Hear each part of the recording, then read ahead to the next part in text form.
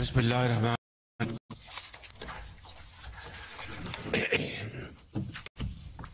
قل یا عبادی الذین اسرفوا علی انفسهم لا تقنطوا من رحمت اللہ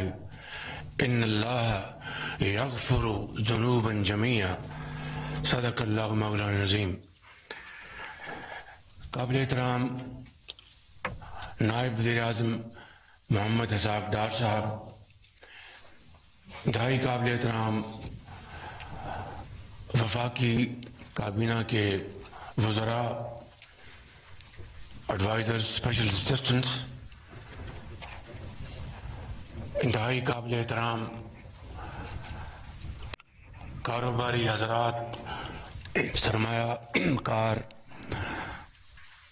انویسٹرز، ایکسپورٹرز، بزنس ہاؤسز کے چیئرمین، چیمبرز کے صدور، جنرل سیکرٹریز، ممبران سینٹ و قومی اسمبلی، گورنمنٹ آفیشلز اور آنریبل جرنلسٹ، سول اور ملٹری آفیسرز، خواتین و حضرات، السلام علیکم۔ آپ سب کو دل کی عطا گرائیوں سے گزشتہ عید مبارک۔ اور آج ہم یہاں پہ اکٹھے ہوئے ہیں اور میں آپ سب کا شکر گزار ہوں کہ عید کی چھٹیوں کے اگلے دن آپ یہاں پر پورے پاکستان کی نمائندگی کرتے ہوئے یہاں پر تشریف فرما ہیں۔ تو آج میں عید کے اس موقع کی مناسبت سے پاکستان کی معاشی ترقی، استحکام کے حوالے سے آپ کو ایک ادنا سی خوشخبری سنانے آیا ہوں، اور اس طرح وہ اللہ تعالیٰ کے فضل و کرم سے وعدہ پورا ہوا جو مسلم لیگ کے قائد محمد نواز شریف صاحب نے اپنے منشور میں اس کا اعادہ کیا تھا کہ ہم اگر اللہ تعالیٰ نے ہمیں موقع دیا تو انشاءاللہ ہم معاشی میدان میں آہستہ آہستہ ترقی کے منازل طے کریں گے۔ میں بجلی کی قیمتوں کے حوالے سے بات کرنے سے پہلے کچھ آپ کو ماضی کے جھروکوں میں ماضی کے حوالے سے کچھ گزارشات کرنا چاہوں گا کہ ہم نے یہ پرخطر اور انتہائی دشوار گزار سفر کا مقابلہ کیسے کیا اور کن کن چیلنجز کا ہمیں سامنا کرنا پڑا۔ جب ہم نے حکومت کی ذمہ داری سنبھالی تو پاکستان کے سر پر ڈیفالٹ یعنی دیوالیہ کی دیوار یا دیوالیہ ہونے کی دیوار یا تلوار کہہ لیجئے، وہ لٹک رہی تھی، اور کاروباری حضرات بجا طور پر اور پوری قوم عمومی طور پر خوف زدہ تھی کہ حالات کس کروٹ بیٹھیں گے۔ عدم استحکام عروج پر تھا، اور یقین مانیے کہ آئی ایم ایف بات سننے کو تیار نہیں تھا، اور حالت زار یہ تھی کہ ایندھن اور بنیادی ضروریات کی امپورٹس کے لیے ایل سی کھولنے کے لیے بے پناہ مشکلات کا سامنا کرنا پڑ رہا تھا۔ میں تفصیل میں جائے بغیر یہ کہوں گا کہ بعض اوقات مجھے خود پوری کوشش کے ساتھ ایل سی کھلوانے کے لیے ہمیں تگ و دو کرنی پڑتی تھی، تاکہ کہیں خدا نخواستہ پاکستان میں تیل کی یا دوسری جو اسینشل آئٹمز ہیں ان کی شارٹیج نہ ہو جائے، اور بجلی کے کارخانے چلانے کے لیے پیسے نہیں ہوتے تھے۔ یہ تھی وہ حالات، صورتحال جس کا ہم سب کو اور پوری قوم کو اس کا سامنا تھا، اور پاکستان کو ڈیفالٹ کے کنارے پر لانے کے لیے اور پاکستان کو افراتفری کا شکار کرنے والے خوشی سے مرے جا رہے تھے کہ ان کو یہ یقین کی حد تک ان کو یہ بات پختہ ہو گئی تھی ان کے ذہنوں میں کہ کچھ ہو جائے، اب پاکستان کو ڈیفالٹ سے نہیں بچایا جا سکتا۔ ان کے خیال میں یہ اسی طرح ناممکن تھا جس طرح کہ تقدیر سے کسی کی موت کا وقت آ جائے تو اس کو کوئی ٹال نہیں سکتا۔ اسی طریقے سے اس ٹولے کا یہ پختہ یقین تھا کہ پاکستان ڈیفالٹ ہوا کہ ہوا، اور اس میں یہ ٹولہ تمام حدیں پار کر گیا،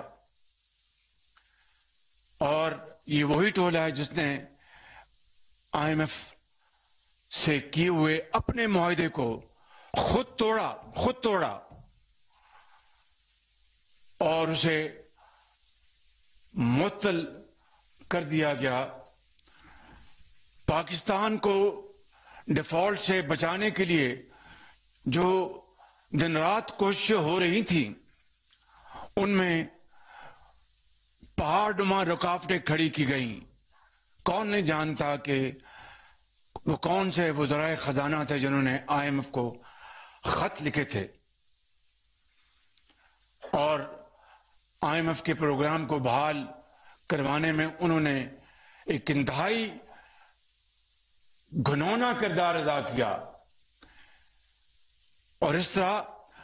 اپنی سیاست کو ریاست پاکستان کے مفادات کو قربان کر دیا، اور اپنی سیاست کو بچانے کے لیے انہوں نے ریاست کا وہ حال کیا کہ شاید 77 سال میں پہلے کبھی نہ ہوا ہوگا۔ بہرکیف جسے کہتے ہیں مدعی لاکھ برا چاہے تو کیا ہوتا ہے، وہی ہوتا ہے جو منظور خدا ہوتا ہے۔ میں سمجھتا ہوں کہ یہ وہ اللہ تعالیٰ کی کمال مہربانی ہے کہ پاکستان دیوالیے سے بچ گیا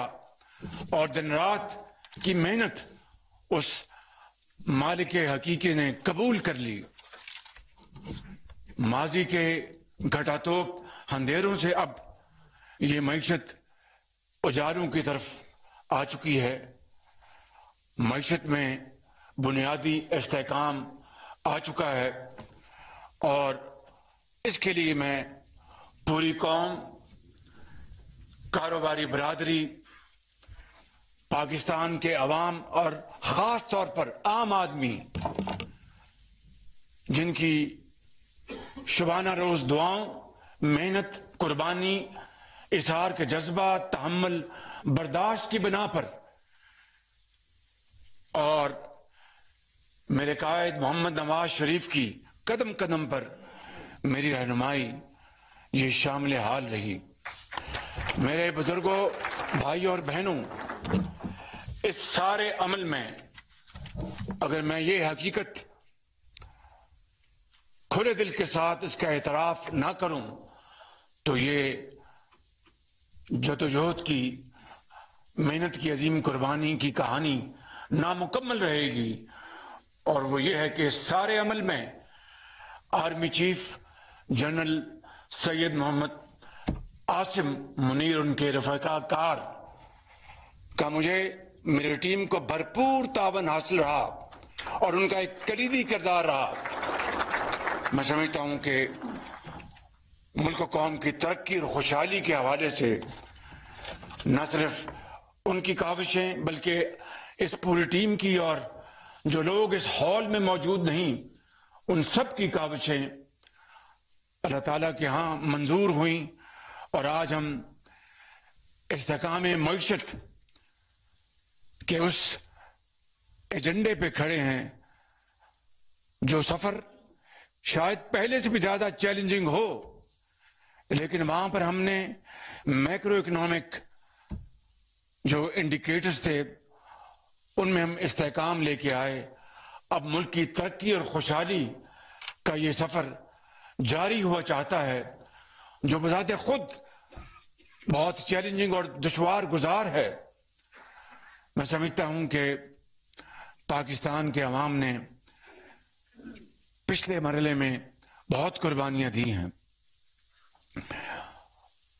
یہ وہ وقت تھا جب کہ ایک پینشن لینے والا جب بجلی کا بل ادا کر دیتا تھا تو اس کو یہ علم نہیں ہوتا تھا کہ میں اپنے غریب بیمار بچے کی